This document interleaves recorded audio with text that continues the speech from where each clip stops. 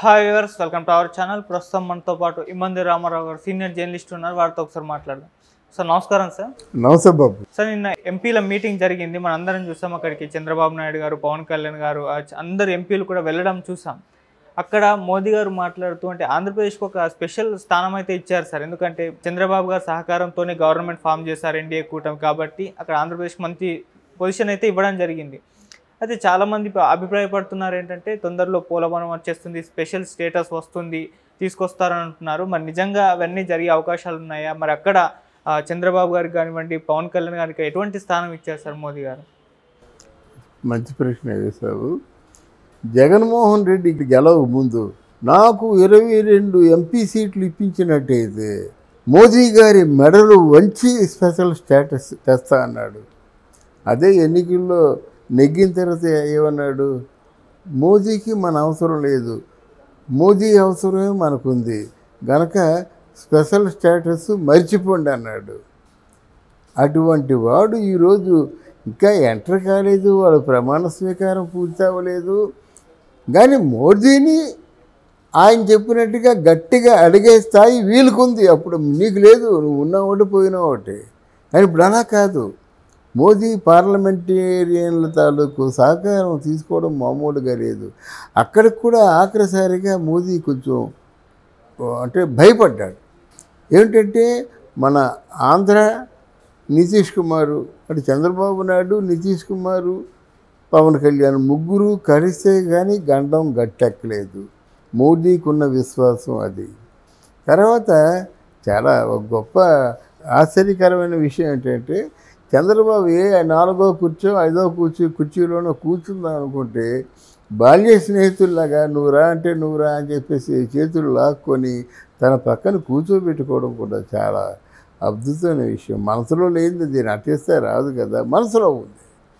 ఇకపోతే అసలు ఇప్పుడిప్పుడే పార్లమెంట్లో అడుగు పెట్టాడు ఎవరు, మన జనసేన నాయకుడు. ఆయన కూర్చోవాలంటే 3వ వరుసలో 4వ వరుసలో కూర్చున్నట్టయితే పర్వాలేదు, ఎవరేమంటారు. కానీ ఫస్ట్ లైన్లోనూ కూర్చోబెట్టారు. అది మన ఆంధ్రదేశం సాధించిన ఘనత.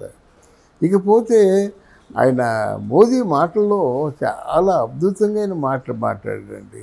ఇక్కడ చంద్రబాబు నాయుడు, నితీష్ లేకపోయినట్టయితే నేను ఈరోజు ఇట్లాంటి సిచ్యువేషన్ వచ్చి ఉండేది కనుక వాళ్ళిద్దరికీ ప్రత్యేకంగా ధన్యవాదాలు. తర్వాత మిగతా పార్లమెంటేరియన్ అందరికి కూడా నా ధన్యవాదాలు అని చెప్తూ ఆంధ్రదేశాన్ని బాగా పొగిడాడు.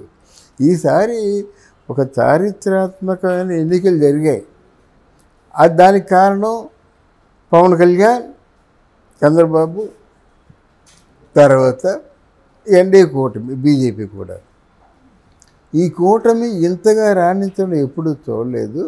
అందుకు నా సంపూర్ణ సహకారం అందిస్తానని మోదీ చెప్పారు. అయిపోయింది కదా. తర్వాత పవన్ కళ్యాణ్ గురించి చెప్తూ, పవన్ కళ్యాణ్ ఒక వ్యక్తి కాదు, మనిషి కాదు బాబోయ్, తుఫాన్. ఆయన అలా ఉన్నాడన్న ఆయనకి నా ప్రత్యేకమైన వందనాలు.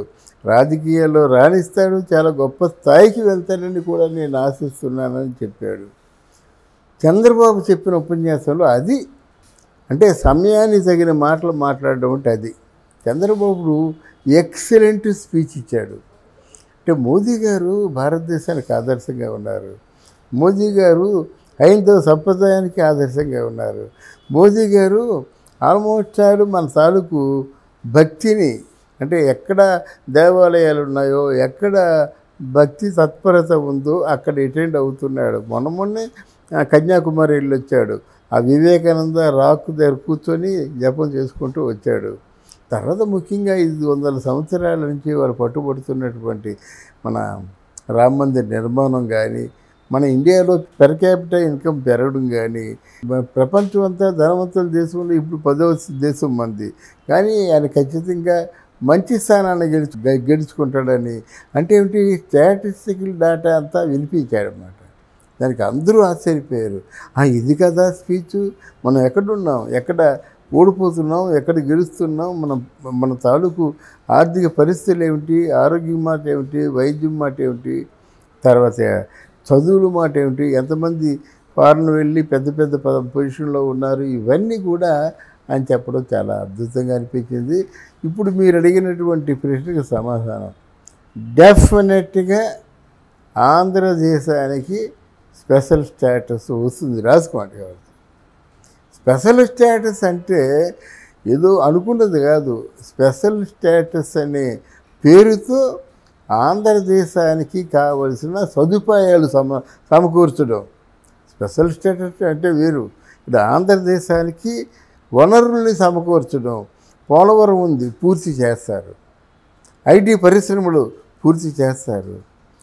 వైద్యం, విద్య పూర్తి చేస్తారు. అంటే ఫారెన్ చదువుకు వెళ్ళే వాళ్ళకి అవకాశం కల్పిస్తారు. యువతని మాత్రం బాగా కొంచెం చెల్లుబాటు అవుతుందన్నమాట. సేల్ అవుతారు యువత. ఇంట్లో కూర్చొని ఏదో పని చేసుకోవడం కాకుండా ఇప్పుడు వాలంటీర్లు కూడా ఏం చేస్తున్నారంటే వాళ్ళని అంటే మినిమం క్వాలిఫికేషన్ పెట్టి 5,000 కాదు, గవర్నమెంట్ ఆథరైజేషన్ వస్తుంది వాలంటీర్గా తీసుకున్న వాళ్ళు ఎవరికైనా సరే. అంటే మినిమం క్వాలిఫికేషన్ 10th క్లాస్కి ఒక రకమైన ఉద్యోగాలు, డిగ్రీకి ఒక రకమైన ఉద్యోగాలు, పీజీకి ఒక రకమైన ఉద్యోగాలు. అంటే సంస్కరణ చేస్తున్నారు. తర్వాత ఏమో అథారిటేటివ్గా పత్రాలు ఇచ్చి మరి ఉద్యోగంలో చేర్చుకుంటున్నారు. ప్రభుత్వం తాలూకు సదుపాయాలన్నీ వాళ్ళు కూడా వర్తిస్తాయన్నమాట. అంటే 2.5 లక్షల మంది వాలంటీర్లు ఉన్నారంటే డెఫినెట్గా ఎన్ని లక్షల మందికి ఉద్యోగాలు ఇచ్చినట్టు చాలు వాళ్ళకి. ఇక్కడ 5,000 ఇచ్చినప్పుడు 15,000 ఇస్తే మంచిదే కదా. ఇక్కడ 5,000 తీసుకున్న వాళ్ళకేమో 50,000 తీసుకునే మంచిదే కదా.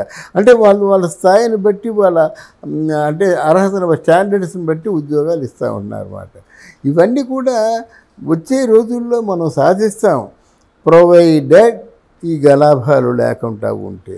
మనం మొదటి నుంచి చెప్పుకుంటున్నాం రెట్టివి ఏంటంటే ఈ సమయంలో పవన్ కళ్యాణ్ హోమ్ మినిస్టర్గా ఉంటే కానీ ఇది కొనసాగుతున్నాం. మనం చెప్పినట్టుగానే హోమ్ మినిస్టర్ కావాలని అందరూ చాలా గొడవ చేస్తున్నారు.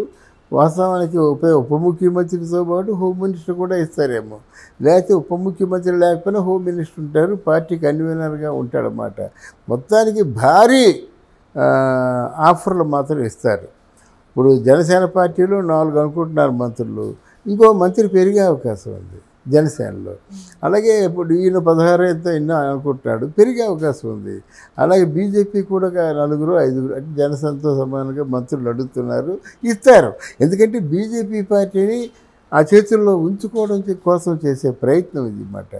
అంటే మనం ఆశిద్దాం, వాళ్ళు చాలా మంచి పరిపాలన అందిద్దారని ఆశిద్దాం. కానీ ఇక్కడ గలాభాలు జరగకుండా అంటే ఇలా కత్తులతోని కర్రలతోని ఇట్లాంటి దాడులు జరగకుండా జాగ్రత్తగా కాపాడుకుంటే పరిపాలన సాగుతుంది. లేకపోతే ఏమవుతుందంటే ఇది రాజకీయంగా ఏమవుతుందంటే వాళ్ళు డ్రెస్ వేసుకొస్తారు, ఇది మన టీడీపీ డ్రెస్ వచ్చి టీడీపీలు వాళ్ళు కొట్టినట్టుగా కలరిస్తారన్నమాట. ఎవరిని? వైసీపీ వాళ్ళని. మేము గమ్మును ఊరుకున్నాం కదండి, మీరు ఎందుకు అలాగా మమ్మల్ని వేధిస్తారంటారన్నమాట. అంటే ఒక చిన్న దాడి జరిగిందంటే అప్పుడే 30 యూట్యూబ్ ఛానల్లో వచ్చేసిందన్నమాట. ఇట్లాంటి ఘోరాలు జరుగుతాయి, అవి లేకుండా కాపాడుకోవాలి. Okay sir, thank you so much. Thank you అమ్మా.